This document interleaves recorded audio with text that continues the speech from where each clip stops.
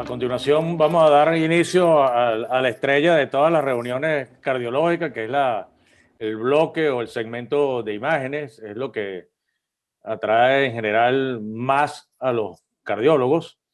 Y para ella hemos invitado como coordinadora a la doctora Heidi Lara. La doctora Heidi es un médico internista, una apasionada de la cardiología imagenológica, de la imagen cardiovascular, con maestrías en universidades de Argentina y España.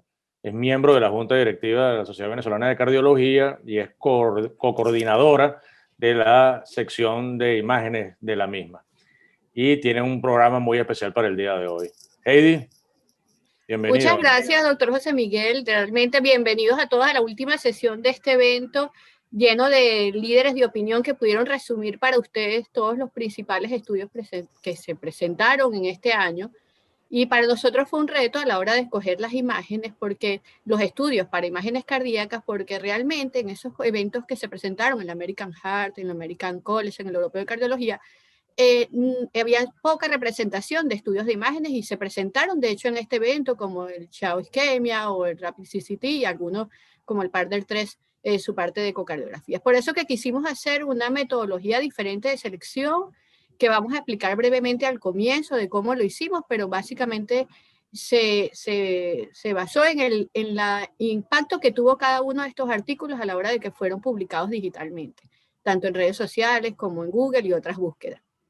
Para esta sesión están pasando una publicidad, pues esperemos que pongan ya exactamente, ya mi currículum lo presentó el doctor José Miguel.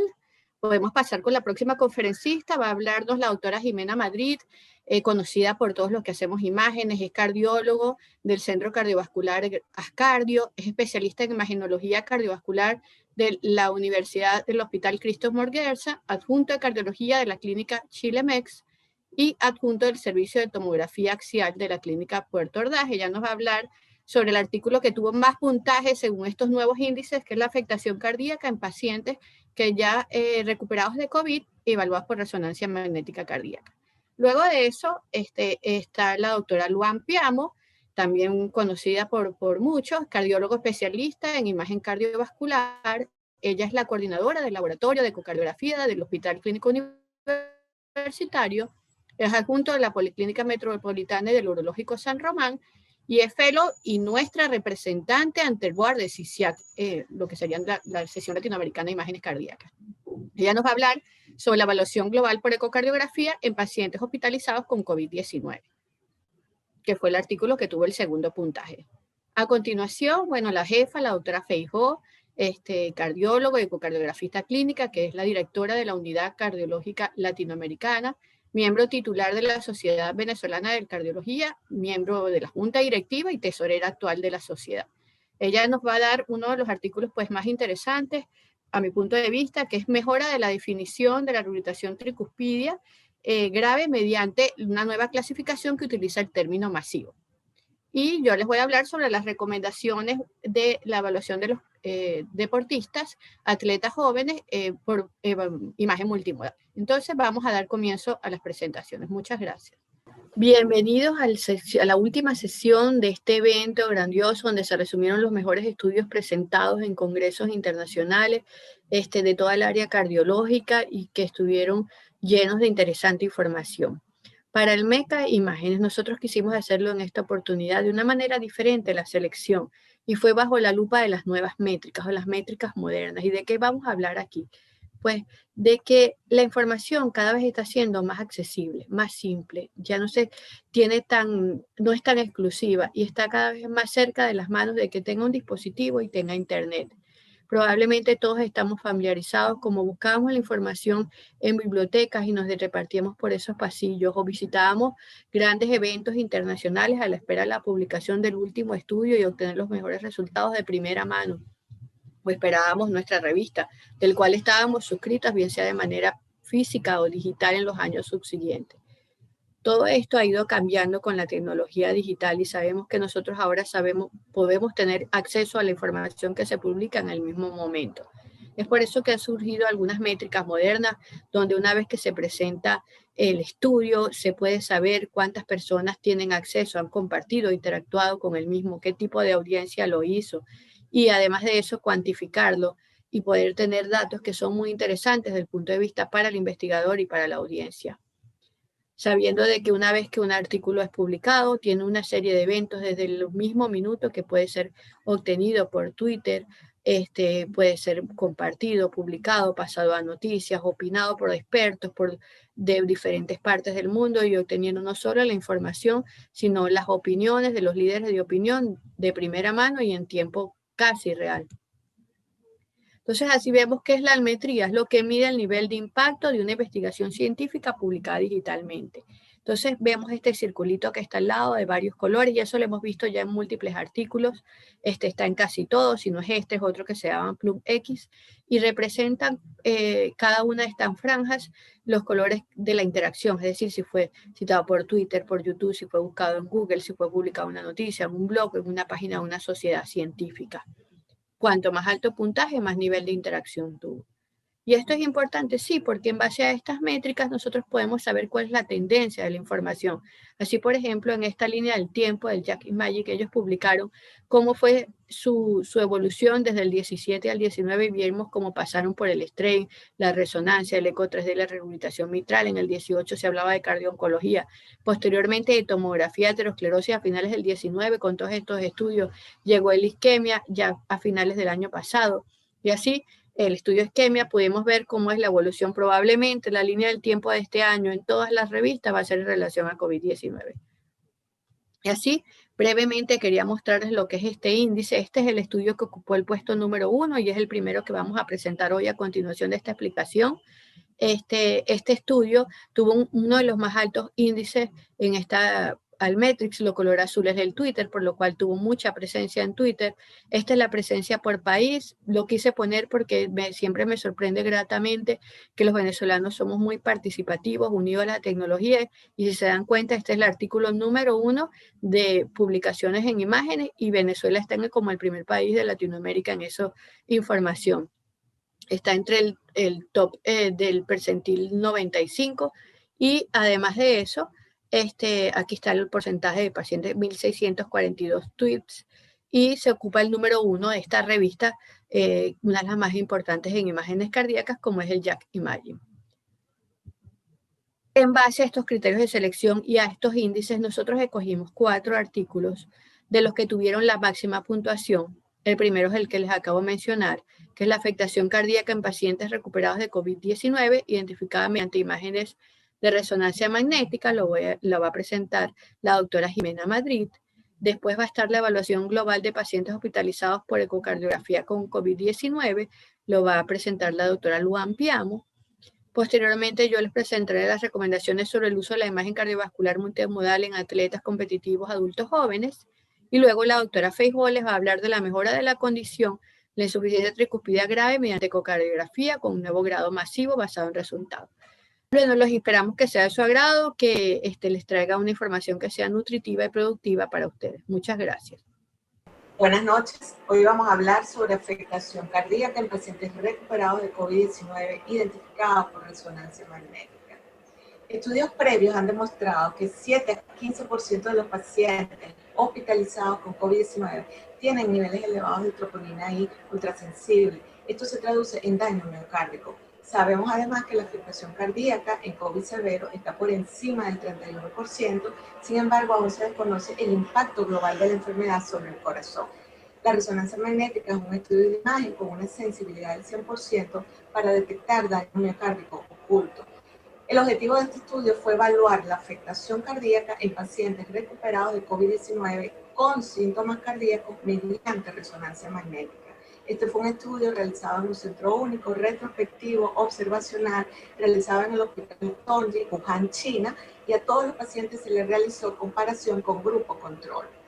Estos pacientes deberían cumplir con unos criterios de inclusión: tener diagnóstico confirmatorio previo usando la reacción en cadena de polimerasa, transcriptasa reversa, debían cumplir los criterios de recuperación al egreso, que eran temperatura normal los últimos 3 días, desaparición de síntomas respiratorios, mejoría de las lesiones por tomografía de tórax, 2 test consecutivos separados por 24 horas de la reacción en cadena polimerasa y un aislamiento por 14 días.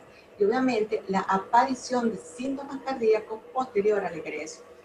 Fueron incluidos los pacientes con historia de enfermedad arterial coronaria o miocarditis, contraindicación al contraste con gadolínio e imágenes de resonancia magnética de calidad no suficiente para su análisis.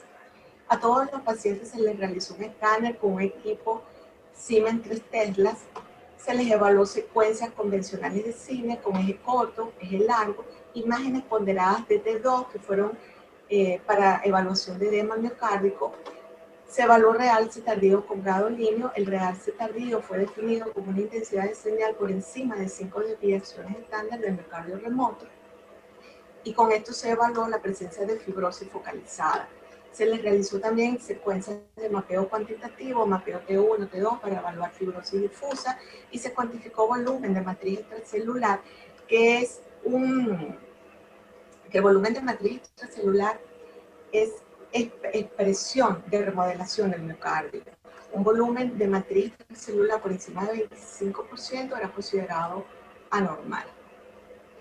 Se siguieron los criterios de Lake-Lewis para diagnóstico de miocarditis. A los pacientes se les evaluó el radio de edema miocárdico, que era la intensidad de señal, un incremento en la intensidad de señal del miocardio, vamos a decir en este caso dañado, entre la intensidad de señal del músculo esquelético.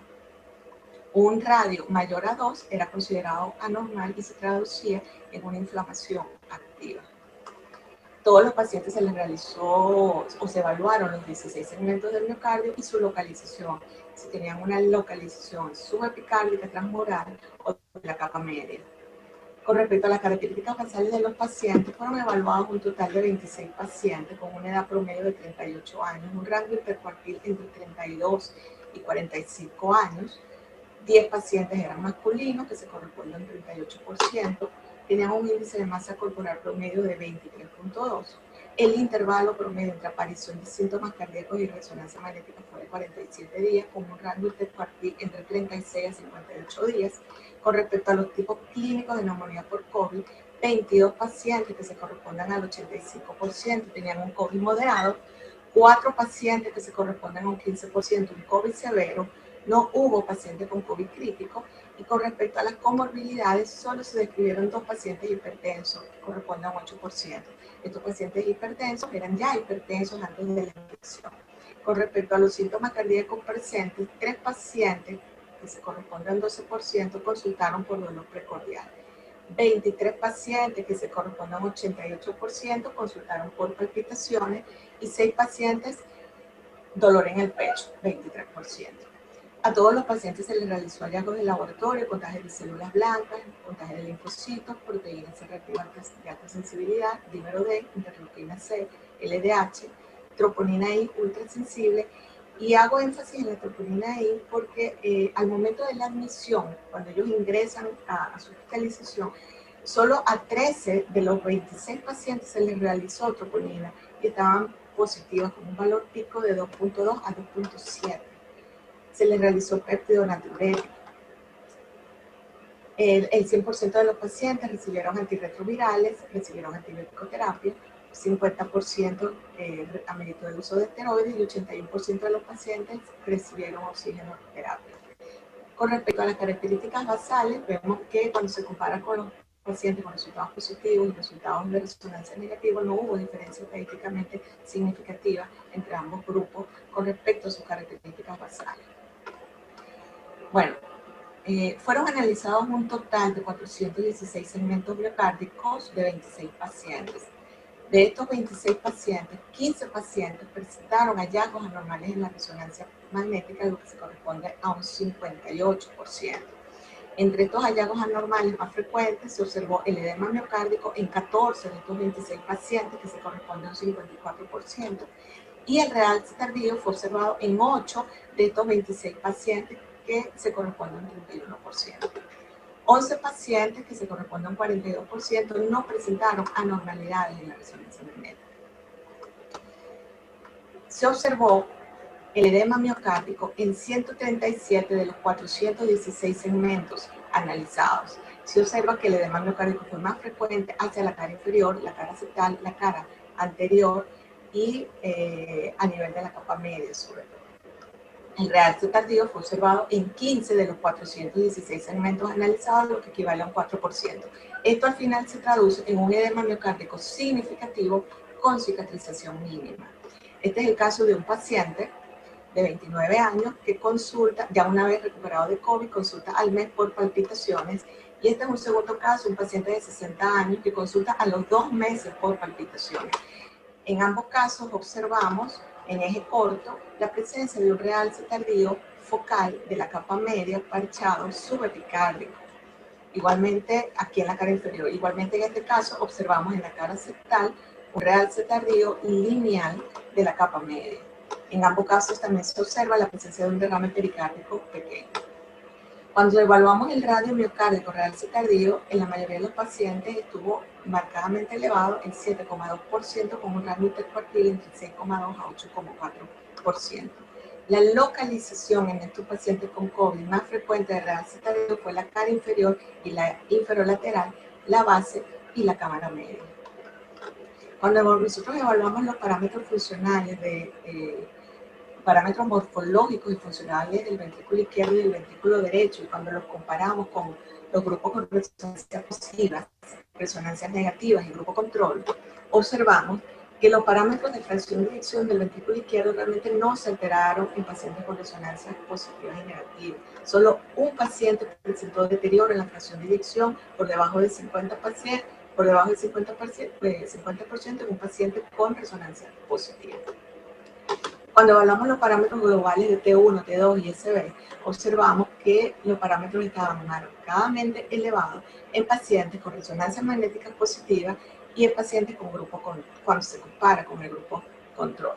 Cuando evaluamos los parámetros de función del VD, observamos que los parámetros de fracción de eyección del VD, volumen latido, gasto cardíaco e índice cardíaco estaban marcadamente disminuidos, sobre todo cuando fueron comparados con el grupo control. Cuando nosotros evaluamos los parámetros cuantitativos de T1, T2 y SB en los 8 pacientes que presentaron realce tardío con gadolinium, observamos que estos parámetros estaban marcadamente elevados en pacientes con realce tardío cuando fueron comparados con el grupo control.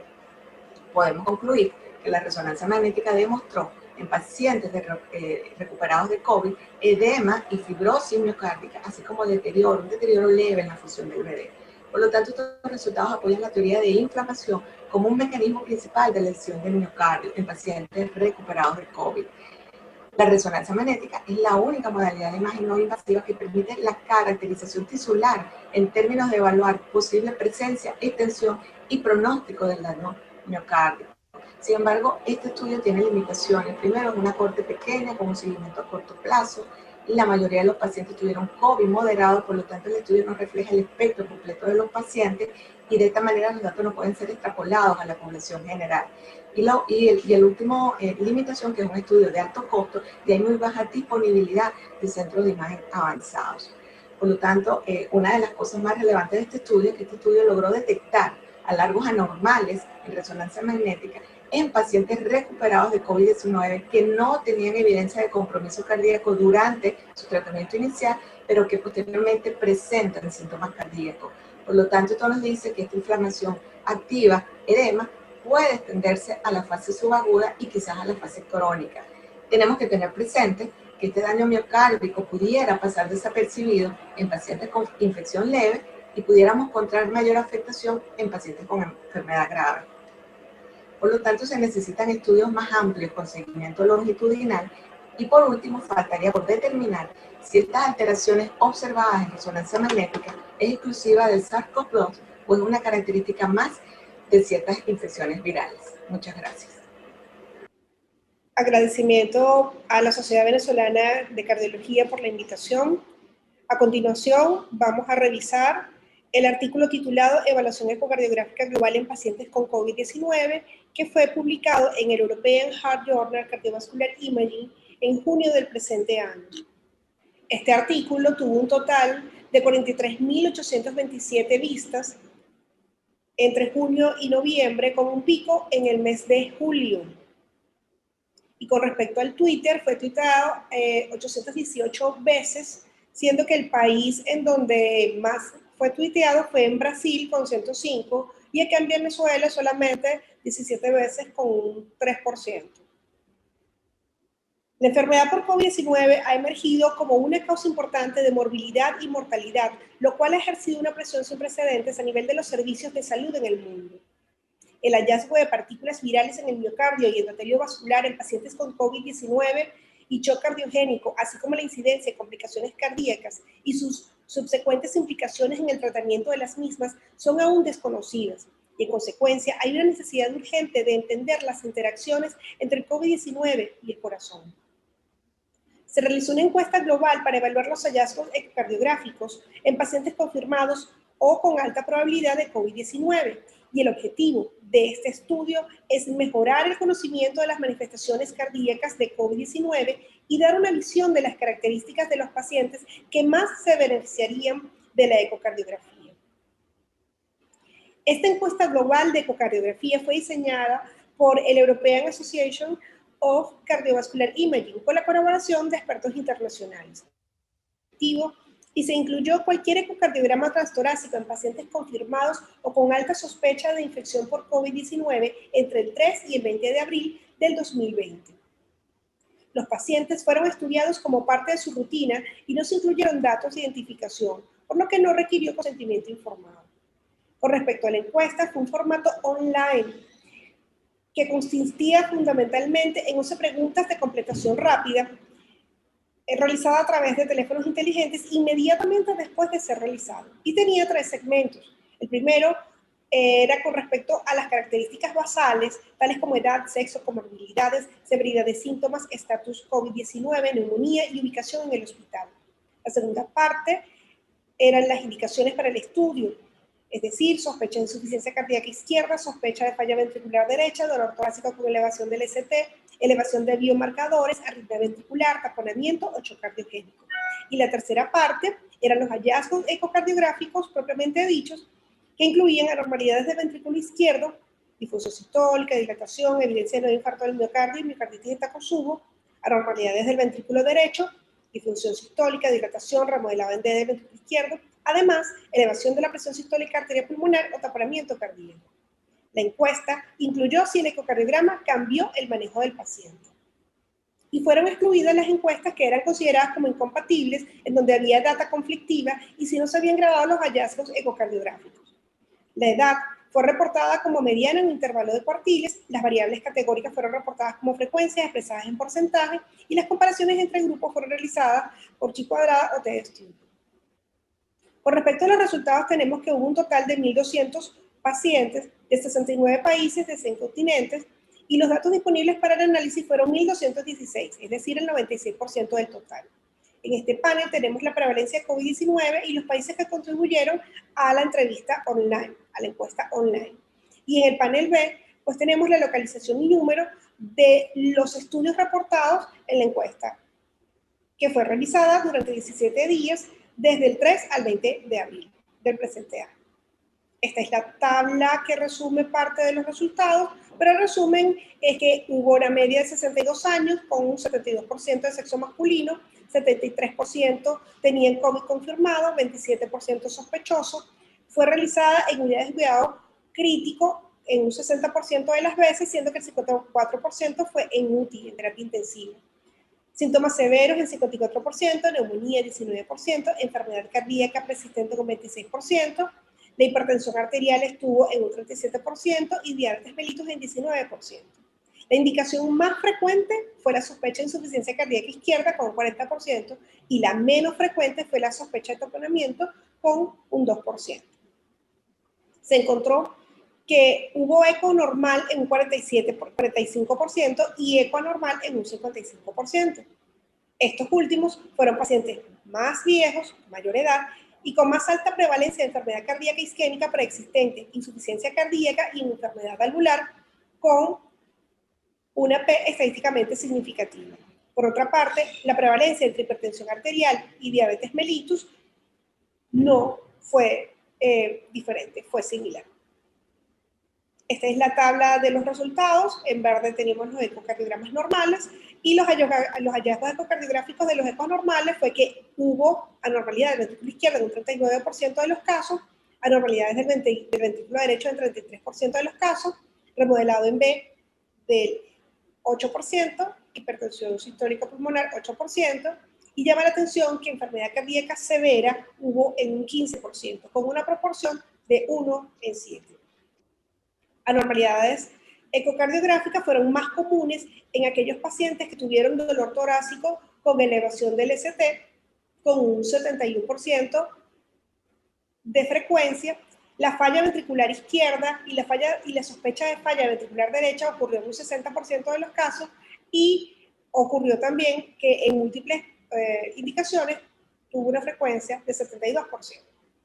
Cuando se valoran pacientes sin enfermedad cardíaca preexistente, tuvimos un total de 901 pacientes con una edad media de 60, 68% fueron de sexo masculino, hubo 54% con eco normal, la sospecha de insuficiencia cardíaca izquierda en 35%, sospecha de insuficiencia cardíaca derecha en 23%, 23% tuvo biomarcadores elevados, una cuarta parte presentó ventrículo izquierdo anormal, un tercio ventrículo derecho anormal. Los predictores de ventrículo izquierdo normal fueron sospecha de insuficiencia cardíaca izquierda, dolor torácico con elevación del ST y biomarcadores elevados. Y los predictores de ventrículo derecho normal fueron solamente de sospecha de insuficiencia cardíaca izquierda, derecha. Un octavo, 1 de 8 pacientes sin enfermedad cardíaca persistente tuvo enfermedad cardíaca severa identificada por ecocardiografía. Con respecto a los cambios en el manejo, tenemos que un 33% de cambios inmediatos fue reportado debido al resultado ecocardiográfico. Y fue más frecuente en aquellos que tuvieron eco anormal, con 45 versus 20%, enfermedad severa, 59 versus 29%, enfermedad persistente, 38 versus 32%, biomarcadores elevados, 38 versus 32%, COPEs estadísticamente significativas. Los cambios en la terapia para enfermedad específica ocurrieron en un 42%. Y el ecocardiograma facilitó las decisiones como cambios en el nivel de cuidado del paciente en un 8% y titulación de soporte hemodinámico en 13%. No hubo cambios descritos en un 37%. Las limitaciones, fundamentalmente, las asociadas a los estudios observacionales. Por otra parte, la encuesta fue diseñada para capturar hallazgos de ecocardiogramas hechos durante el pico de la pandemia y eran totalmente operador dependientes. Hubo un gran sesgo de selección. Y por otra parte, no se buscaron los desenlaces de los pacientes en el lapso de recolección de datos, ya que los desenlaces aún no habían ocurrido por ser un lapso muy corto. En conclusión, pocos estudios previos habían reportado el impacto de la ecocardiografía sobre la morbilidad, la mortalidad y en el manejo clínico, y ninguno había sido realizado en el entorno del cuidado crítico. La logística compleja que implica la realización de un ecocardiograma en pacientes con COVID-19 y el riesgo de transmisión de virus necesita robustecer la selección de los pacientes para el estudio. Estos datos no implican que todos los pacientes necesiten ecocardiograma, sino que se debe tener condiciones clínicas definidas. Los datos de este estudio sugieren que los biomarcadores elevados pueden ayudar a decidir la selección de los pacientes para la realización del ecocardiograma. Los hallazgos ecocardiográficos contribuyeron al cambio de manejo en un tercio de los pacientes. Y quizás esta es la razón por la cual fue seleccionado como uno de los 74 estudios más importantes del presente año. Muchas gracias. Bueno, continuando en este bloque de imágenes, vamos a hablar ahora sobre otras de las publicaciones que estuvieron en el top de las interacciones con el público y en las redes sociales, que fueron las recomendaciones sobre el uso de la imagen cardiovascular multimodal en atletas competitivos adultos jóvenes. Fue publicado en el JASS en mayo de este año. Y ya entrando en materia, uno de los retos de todos los cardiólogos que nos toca evaluar atletas o los que hacemos imágenes cardíacas es cuando nos toca diferenciar si estamos ante un atleta que tiene un remodelado cardíaco que fue inducido por el ejercicio, el que tradicionalmente llamamos corazón de atleta, a pesar de que este término no esté en ningún consenso, y que es todos aquellos cambios que ocurren en las cámaras cardíacas o en la vasculatura secundarios al esfuerzo físico sostenido. O si se trata, por el contrario, con un atleta con cardiopatía que nosotros debemos descartar, diagnosticar o estratificar para saber si debe continuar con su deporte o si debe seguir y las conductas a hacer. Sabemos que existe un remodelado cardíaco desde años, desde el 1800 en adelante han hecho estudios al respecto. Y nosotros debemos estar muy claros de la fisiología del deporte y saber si realmente esto que estamos observando se relaciona con la magnitud y con el tipo de ejercicio que hace nuestro paciente. Por eso que los clasifican, una de las clasificaciones más grandes, a pesar de que tiene mucho solapamiento en la definición, es cuando son ejercicios isotónicos e isométricos. Los isotónicos, tales como el ciclismo, la natación, las carreras, pues son ejercicios que mantienen un volumen, un gasto cardíaco sostenido y eso ocasiona en su mayoría de las veces dilatación a promedio de las 4 cavidades. Mientras que los isométricos son elevaciones pulsátiles que implican un aumento de las resistencias vasculares y en ese caso lo que vemos con más frecuencia es la hipertrofia, sobre todo una hipertrofia concéntrica. También podemos ver dilatación de la aurícula izquierda, del ventrículo derecho o de la aorta y nos debe hacer llamar la atención cuando es mayor de 40 en hombres o de 35 en las mujeres. Existen como 4 puntos o 4 entidades cardinales que nos deben hacer sospechar y establecer diagnósticos diferenciales en el paciente con, entre qué atleta. Primero que nada es que en estas 4 entidades nosotros debemos siempre sospechar de que no se trate un remodelado propio del ejercicio cuando haya alguna alteración, antecedentes familiares, alteración en el examen físico o en el electrocardiograma. Si todo esto está descartado, entonces es muy probablemente que se trate de una remodelado por el ejercicio. Cuando nos encontramos ante las paredes engrosadas, sabemos que el diagnóstico diferencial es con la miocardiopatía hipertrófica, con las enfermedades hipertensivas, con que haya alguna valvulopatía que genere hipertrofia, como la estenosis aórtica, o enfermedades infiltrativas. Debe hacernos un signo de alarma cuando el septum es mayor o la pared que vamos a evaluar ya mayor de 16 milímetros. Las cardiopatías dilatadas con su diagnóstico diferencial de lo que sería una miocardiopatía dilatada idiopática, una enfermedad valvular, una deficiencia nutricional, una miocarditis aguda crónica, una taquicardia inducida por arritmia, nos debe hacer sospechar de que es remodelado propio del ejercicio cuando el estrés está normal, la función sistólica y diastólica está normal o levemente alterada, cuando no hay dilatación significativa de las aurículas. Cuando hay dilatación solo de la cámara derecha, nos debe hacer sospechar de displasia ritmogénica del ventrículo derecho y para eso existen unos criterios imagenológicos bien establecidos y es rara la alteración aislada del ventrículo derecho con el deporte, por lo cual nos debe llamar la atención. Y la hipertrabeculación, que se ve más en los pacientes de raza afrocaribeña, deportistas, sabemos que existen también unos criterios donde nos reportan lo que es el miocardio compactado, el no compactado, y debemos hacer toda esa discriminación y acudir a otras técnicas de imagen si fuera necesario. Una vez aclarado cuáles son los puntos de diferenciación, saber qué método de imagen nos podría ayudar en cada caso. Y sabemos que, bueno, el eco transtorácico es nuestra herramienta más fiel, que podemos usar tanto a la cabecera del paciente, es portátil, es económico, es accesible.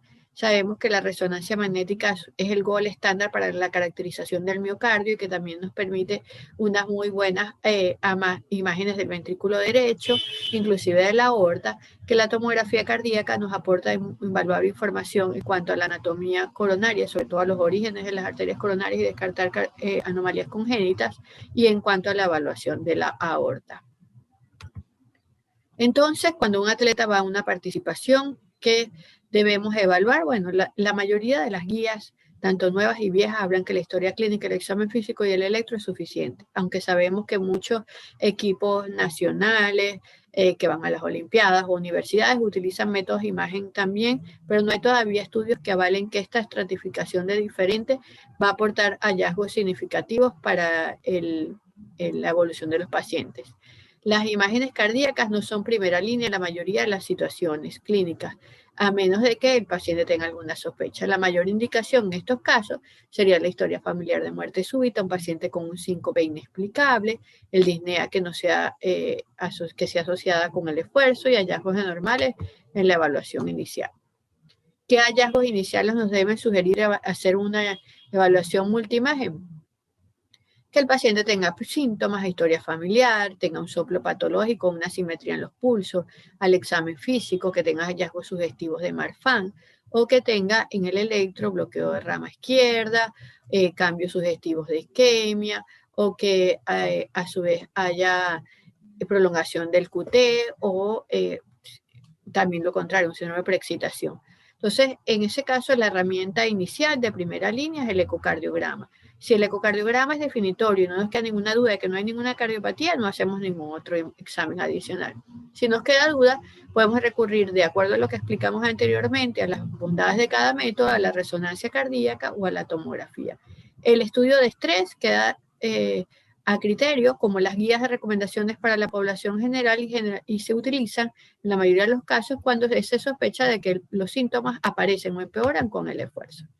Los 4 síntomas que nos deben hacer estudiar al paciente: disconfort torácico, síncope, disnea de esfuerzo inapropiada o no relacionada con la magnitud del esfuerzo o palpitaciones. Y de acuerdo a cada uno de estos, el ecocardiograma, el método inicial y los métodos sucedáneos. Para concluir, entonces, la primera línea de la evaluación del paciente sigue siendo lo mismo: historia, examen físico y electro. En cuanto a la primera línea de imagen, el ecocardiograma, por todas las ventajas que acabamos de decir, y saber que debemos conocer bien la fisiología cardíaca, la fisiología asociada al deporte y si realmente existe una relación con lo que estamos viendo y lo que tenemos. Las indicaciones, igual que las recomendaciones de la población general: el eco de estrés si los síntomas aparecen con el ejercicio, la tomografía sobre todo para la evaluación de la anatomía coronaria y la aorta, y la resonancia para el análisis del tejido miocárdico o cuando el eco no es concluyente. Bueno, muchas gracias y continuemos con la doctora Feijó el próximo estudio. Vamos a revisar el último trabajo de la tarde y del simposio, el cual es un trabajo de ecocardiografía realizado por el grupo del doctor Roberto Lang en Chicago. Básicamente es un análisis sobre la regurgitación tricuspidia severa y un grado superior que denominaron masiva, que no es un concepto nuevo, lo vamos a ver más adelante, pero que tiene unas implicaciones clínicas bien importantes. Este es un estudio retrospectivo donde se revisaron la base de datos de imágenes de pacientes que asistieron al laboratorio de ecocardiografía para realizarse un ecocardiograma, no importaba cuál era la indicación, durante el periodo de 2010 al 2018, pero que como diagnóstico ecocardiográfico tenían regurgitación tricuspidia severa. Esos datos fueron cruzados con las historias clínicas evolutivas del paciente y obtuvieron una serie de datos. El criterio de inclusión básicamente fue pacientes con regurgitación tricuspidia funcional severa, y los criterios de exclusión, por supuesto, la válvula tricuspide no podía tener ninguna alteración orgánica, ni alteraciones del tipo un cable de marcapaso, por ejemplo. O sea, nada que pudiera perjudicar el diagnóstico correcto de la insuficiencia tricuspidia.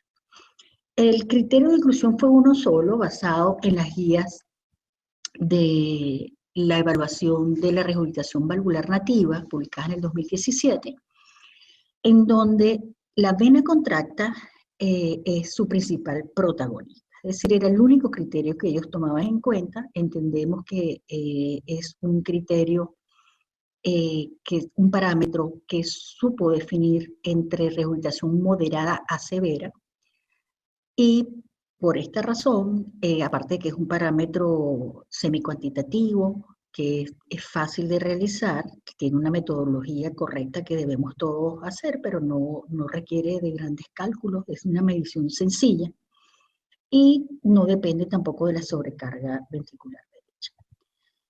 La vena contracta fue medida en 2 proyecciones, en 4 cámaras y en el tracto de entrada del ventrículo derecho, por 2D, en todos los pacientes. ¿Okay? Y a un grupo menor, a 122 pacientes que tenían 3D y tenían buena ventana, se le hicieron unas medidas adicionales, entre ellas el tamaño del ventrículo derecho, medidos en los diámetros transversales y longitudinal, la altura y el área tenting, la deformidad o el strain de la pared libre del ventrículo derecho y los volúmenes sistólico y diastólico del ventrículo derecho en 3D. Los resultados son muy llamativos, ya que primero encontraron un punto de corte a través de análisis estadístico en donde una vena contracta mayor o igual a 0,92 centímetros era capaz de definir una regurgitación masiva, y que el punto clínico más importante que encontraron al revisar las historias es que disminuía dramáticamente la probabilidad de sobrevida en estos pacientes que tenían esta vena contracta. Esto fue significativamente estadístico. Tiene una P de 0,043. Al grupo de pacientes que no les hicieron todas las medidas, se llamó el grupo de validación, porque ya que le hicieron solamente lo de la vena contracta, sin embargo encontraron los mismos resultados del grupo control, del grupo estudio. Entonces, y con una P también significativa, 0,47. Entonces, evidentemente, ese punto de corte sirvió para definir a un grupo de pacientes que tienen pues, mucho menos probabilidad de supervivencia que los que tienen menor a ese corte. Como les decía, este concepto de regurgitación tricuspidia masiva no es nuevo. Esto viene rodando en las guías desde el año 2010. En las guías del 2010 de la Asociación Europea de Ecocardiografía, claro, solamente a través de parámetros cualitativos, pero cuando el Doppler tricuspidio, el espectro Doppler tenía una forma triangular, es decir, que tenía un pico de velocidad pico muy precoz, era un dato de que esta era severa. Ya para el año 2007, en las guías 2017, perdón, el parámetro para definir masiva era simplemente que no existiera coaptación entre las válvulas, pero no había ningún otro parámetro. Después vienen dos trabajos muy importantes, el trabajo de Han y el trabajo de Go en el 2018, en donde se atreven a hacer otras mediciones tratando de definir bien este tipo de insuficiencia. Y encuentran que cuando se mide la vena contracta, fíjense que en biplano, consiguen unos parámetros para masiva de vena contracta entre 1.4 y 2. Los dos encontraron lo mismo. Y para masiva y para torrencial, y aquí sí surge un nuevo concepto que diferencia entre severa, masiva y torrencial, era cuando la vena contracta era mayor de 2.1. Existían otros parámetros que reforzaban la vena contracta, como era el orificio efectivo de regurgitación medido por PISA, la vena contracta en 3D, y la diferencia del trabajo de Go es que además medía el volumen regurgitante, diciendo que cuando el volumen regurgitante estaba entre 60 y 74, era una regurgitación tricuspidia masiva, y cuando era mayor o igual a 75, la llamaba torrencial. Lo cierto es que son muchos parámetros. Fíjense que en el trabajo actual que nos atañe hoy, tenemos que simplemente con la medición de la vena contracta podemos definir lo que es una regurgitación tricuspidia masiva, y que además sabemos que está asociado a una disminución de la sobrevivencia. Cuando analizamos los parámetros de los pacientes entre severa y masiva, de los 122 pacientes que se le pudieron hacer todos los parámetros, fíjense que no se encuentra diferencia significativa en cuanto a la edad, el sexo, la superficie corporal, inclusive la data de fibrilación auricular, la fracción de eyección, el tamaño del ventrículo. Sin embargo, cuando analizamos los datos de 3D, o de las mediciones extras que se hicieron, fíjense que sí hay diferencias significativas entre masiva y severa. Estas diferencias básicamente son casi que en todos los parámetros. Fíjense en la altura tenting, las que más tenían diferencia era en cuanto al área tenting, al volumen de la aurícula derecha, fíjense de 83 a 53, es mucho. El tamaño del anillo, los diámetros del ventrículo derecho, y los volúmenes medidos en 3D, tanto el sistólico como el diastólico. Lo único que no demostró que había diferencias era el strain en la pared libre del ventrículo derecho. Entonces, la conclusión de este estudio es que en los pacientes con regurgitación tricuspidia funcional severa por ecocardiografía, definido como una vena contracta mayor o igual a 0.7 centímetros, hay un subgrupo con vena contracta mayor o igual a 0.92, que se denomina masiva, y que se asocia a menor supervivencia y a mayor remodelado adverso del ventrículo izquierdo. Esto tiene muchísima importancia debido a que este grupo de pacientes quizás sean susceptibles de algún tipo de intervención, no sé, endovascular o algo, deberíamos hacer algo pues para mejorar la supervivencia de este grupo. Por supuesto que es un estudio que tiene sus limitaciones, no hubo un protocolo de adquisición de imágenes, ya que fue retrospectivo, inclusive hubo muchos estudios que la calidad era tan variable que requirió hacer una optimización instrumental. Sin embargo, yo creo que es muy importante, no solo para el clínico, sino también para el ecocardiografista, hacer la vena contracta en la válvula tricúspide, siempre y cuando sospechemos o cuando veamos una regurgitación más allá de moderada. Es importante que lo hagamos, es importante que no quita mucho tiempo.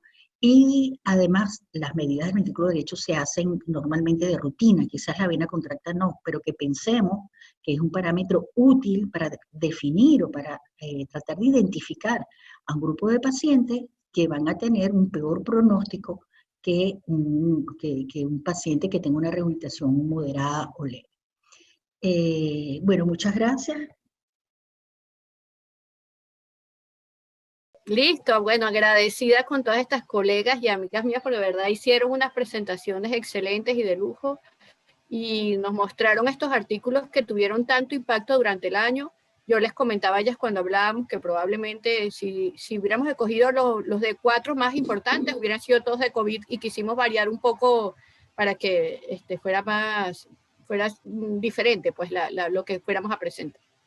Entonces, empezando con las preguntas, bueno, voy a hacerlo en orden, Jimena, me han llegado algunas cosas, y basado en eso y en lo que has podido leer después y en tu experiencia, ¿cuál sería lo que tú dirías en este momento la indicación de la resonancia magnética en pacientes con COVID o post-COVID?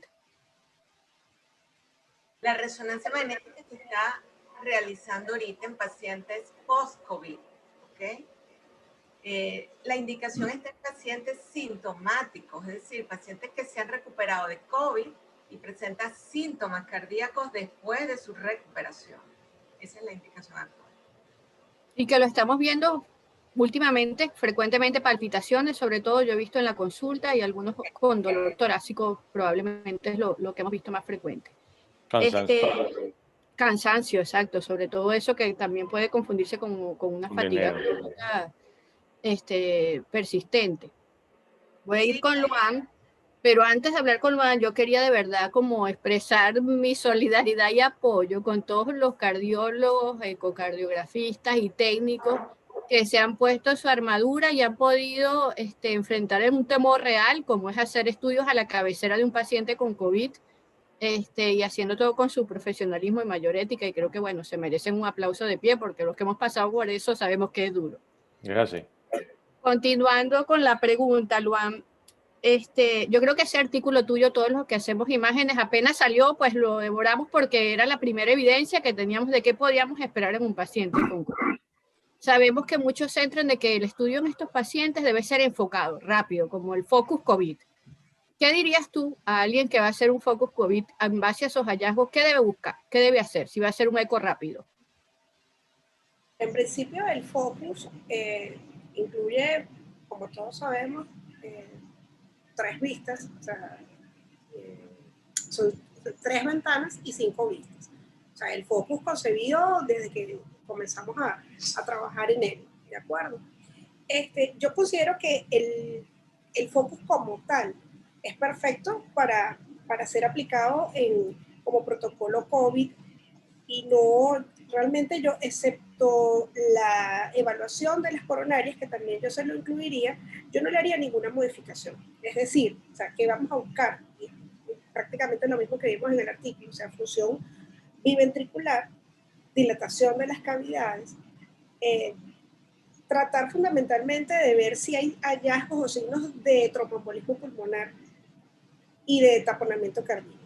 O sea, los pacientes que han fallecido, o sea, los pacientes más graves, nosotros, y es más allá de lo que dice el artículo, sino la experiencia que nosotros hemos tenido en los sitios en donde he tenido que hacer estudios COVID, fundamentalmente hemos tenido que los que han tenido más mortalidad o más complicaciones son aquellos que han tenido falla ventricular, ¿okay? Falla de disfunción sistólica, tanto del izquierdo o del derecho, y que han tenido estigmas pues, de tromboembolismo pulmonar, o sea, los fenómenos trombóticos. La otra cosa que hay que buscar y que no está descrita en ningún lado son trombos intracavitarios.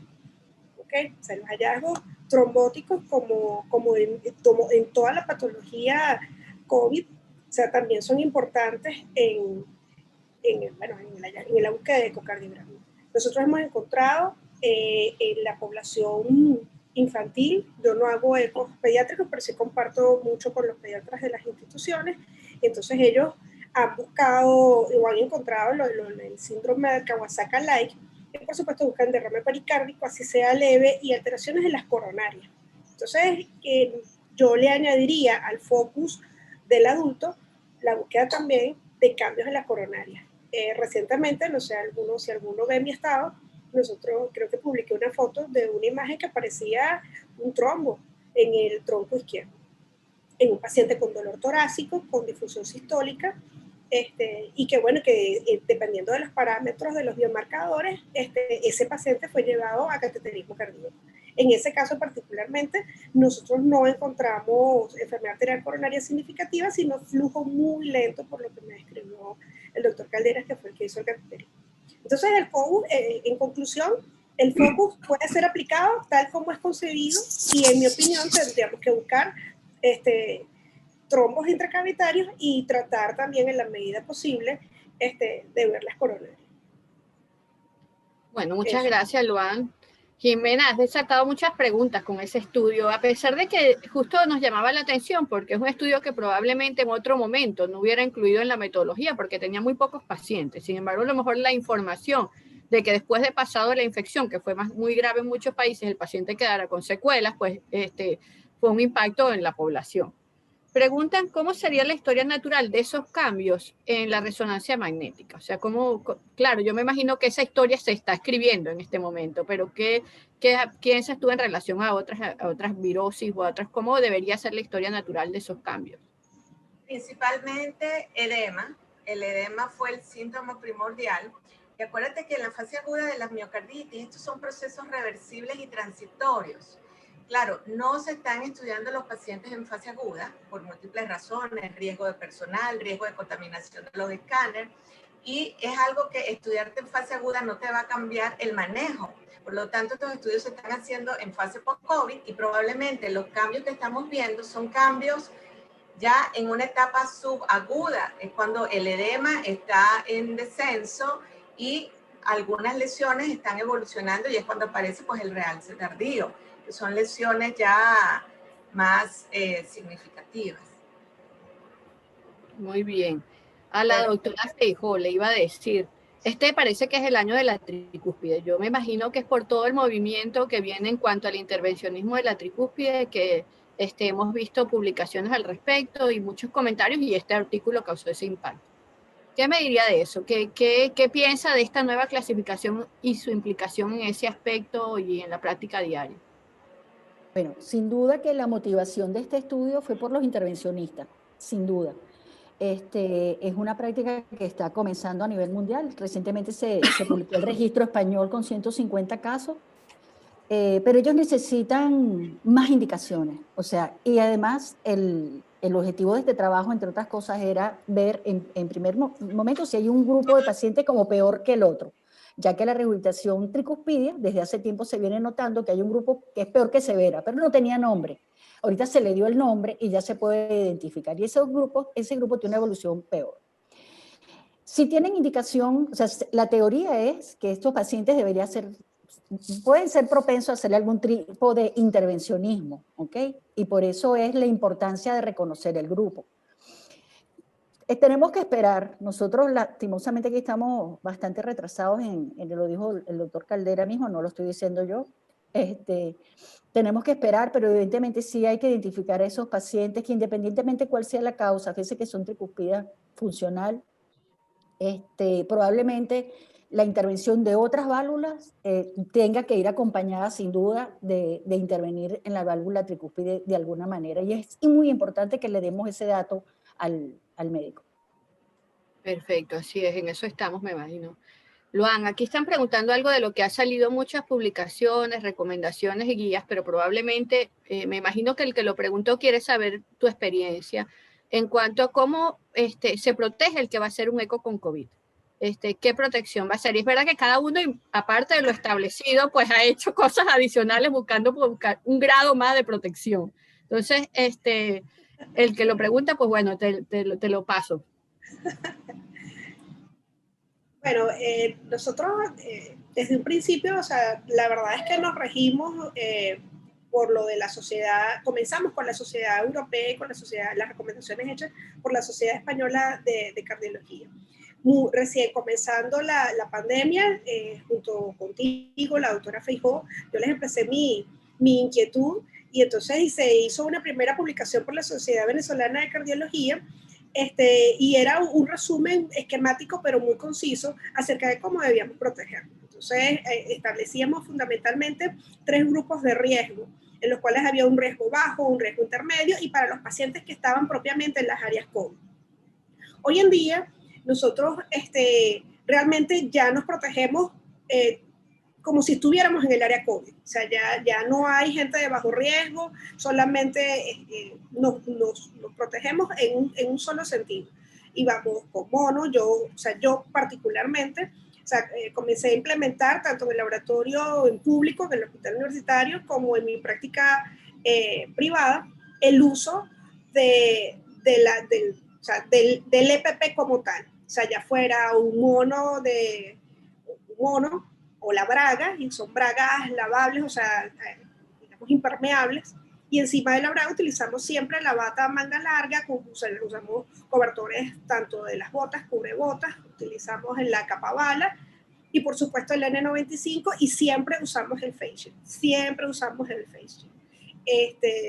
usamos doble guante, y a veces hasta 3 guantes, sobre todo para hacer los trajes esofágicos usamos 3 guantes, ¿ok? 3 pares de guantes.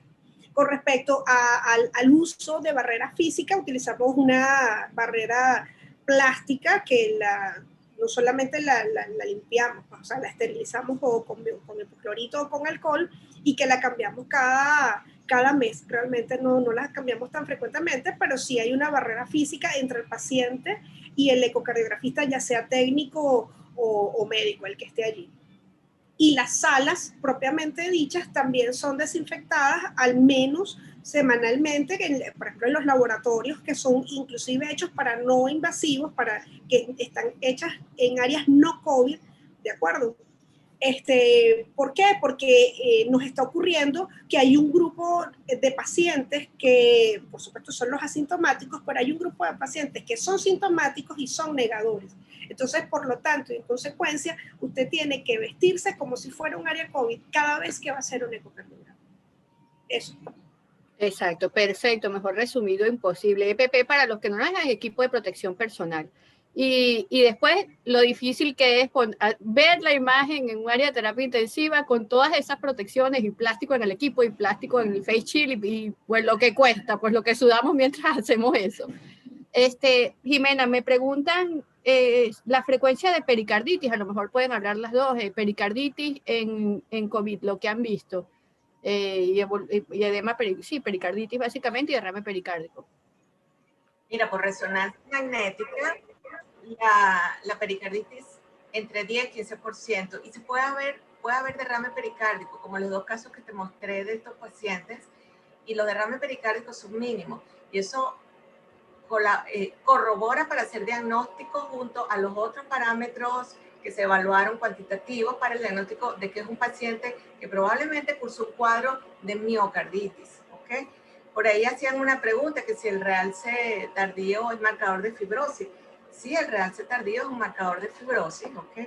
Y de hecho, los pacientes con realce tardía tienen 9 meses más riesgo de presentar eventos arrítmicos. Entonces, esto es algo que hay que tenerlo en cuenta. Podemos tener el paciente que presenta edema con imágenes ponderadas de T2, hiperintensidad de la señal T2, pero pacientes que no.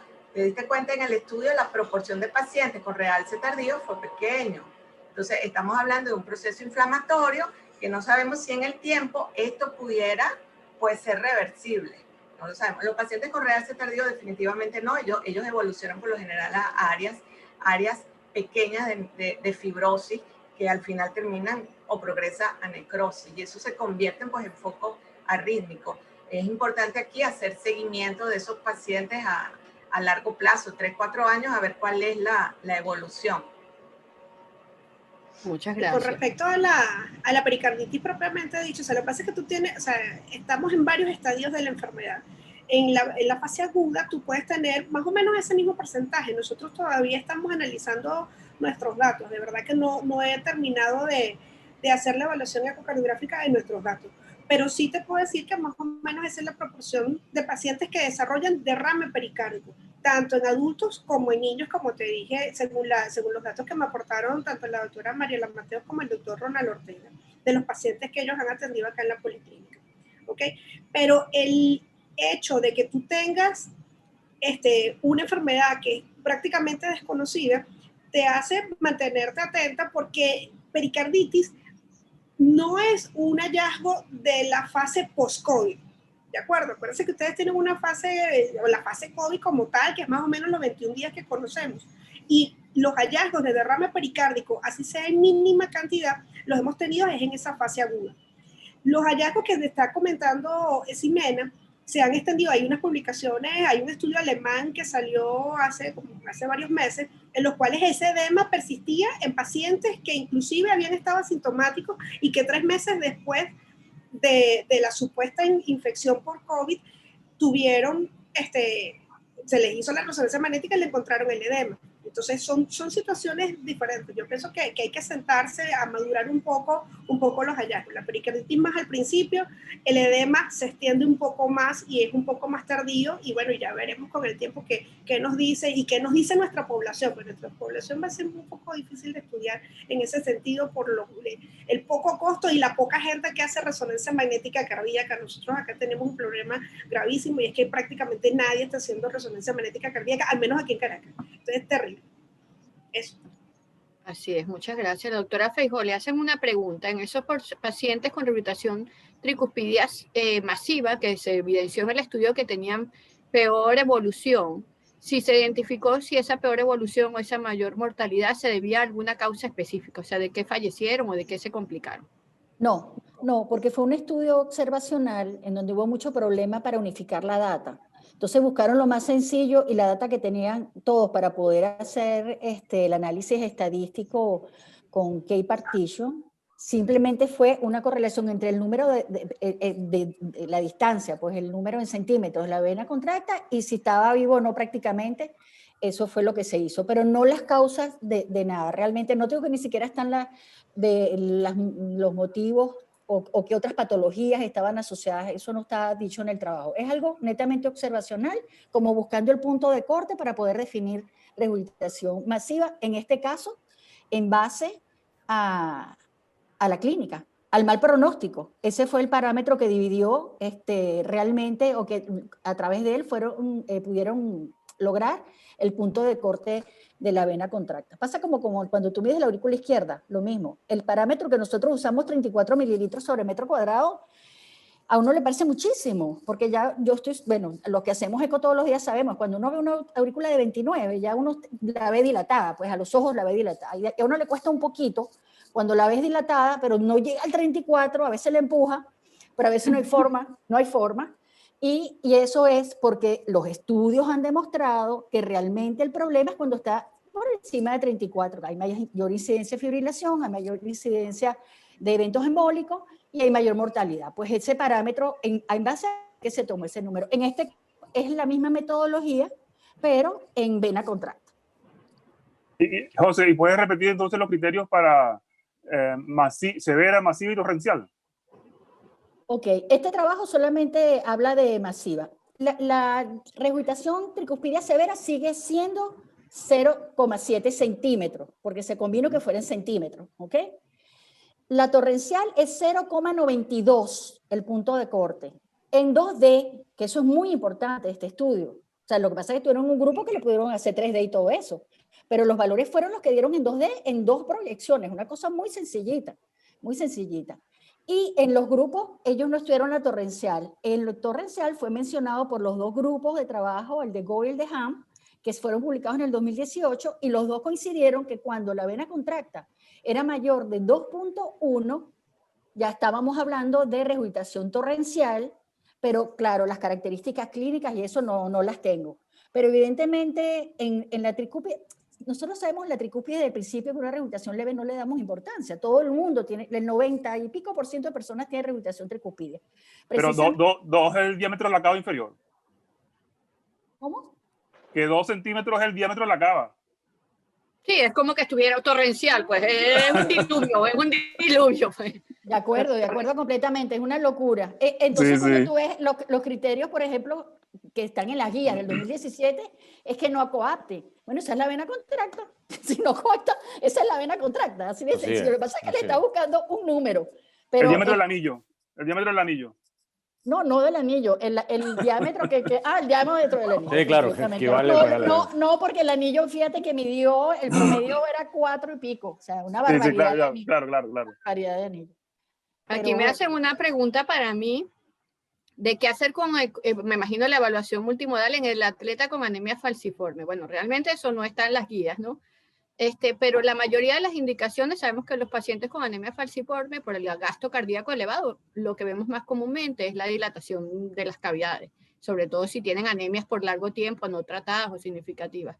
Pero realmente las recomendaciones de imágenes son las mismas que para la población general, pues se debe hacer el mismo seguimiento para la población general. Y recordar que siempre cuando nosotros queremos discriminar si realmente es una cardiopatía o es un cambio por el atleta, no debería tener ni mayor repercusión en la función diastólica, ni debería tener un strain alterado, debería ser normal, aunque esté dilatado. La fracción de eyección generalmente tendría que estar normal o muy levemente disminuida, o sea que y no tener otros hallazgos, gran dilatación de las aurículas izquierdas. Cuando haya algo que pase estos límites, pues ya nos hace sospechar que el cambio se obedezca más a una cardiopatía que al remodelado propio del deportista.